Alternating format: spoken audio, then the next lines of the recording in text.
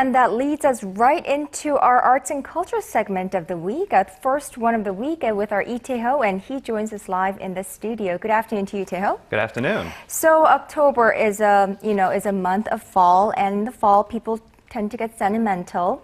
And I hear you have a wonderful ballet performance that will just convey that very message right here in Seoul. Exactly. Well, October is the month of culture here in Korea, so I couldn't just sit idly by. I had the chance to catch a wonderful ballet classic being performed by the Korean National Ballet right here in Seoul at the National Theatre of Korea. But if you want to catch this amazing performance, you're going to have to act fast because the final run is tomorrow.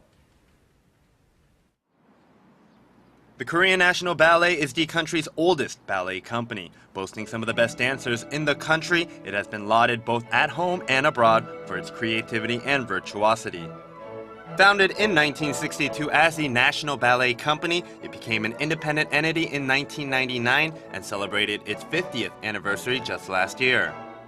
The company has also won praise for a targeted marketing campaign aimed at diversifying its viewing audience that is succeeding in creating new ballet fans, which is quite an achievement.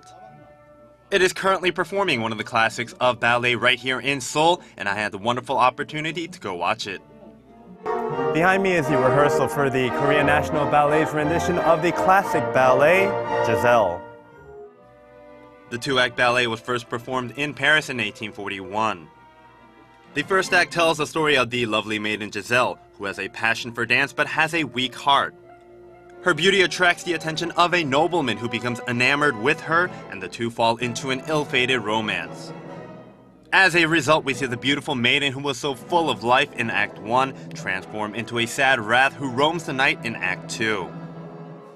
There is a sharp contrast between the character's mood and environment in the two acts, and I wondered how hard it must have been for the performers to switch gears in such a short time. Luckily, I had the chance to speak with Giselle herself, the dancer Kim Ji-young, who was kind enough to answer my question. This is a very difficult work to perform because in the first act, you put your whole heart and soul into being this beautiful maiden who dies because of love, and then you have to portray what the character has become in Act 2. It's a mentally and physically draining performance. The sets and costumes accentuate the contrast in the production, which is a huge credit to the designers. The lighting and sets create a wonderfully beautiful first act that is just bursting with energy, and the second act is pervaded by an atmosphere that is dark and eerie, yet also strangely elegant. The costumes also represent a visual magnificence that speaks volumes about how much care was put into the production as a whole. No detail was left undone by Korea's leading ballet company. The Korean National Ballet's riveting rendition of Giselle only runs until tomorrow, October 22nd, at the National Theatre of Korea. So hurry if you don't want to miss your chance to see this amazing performance.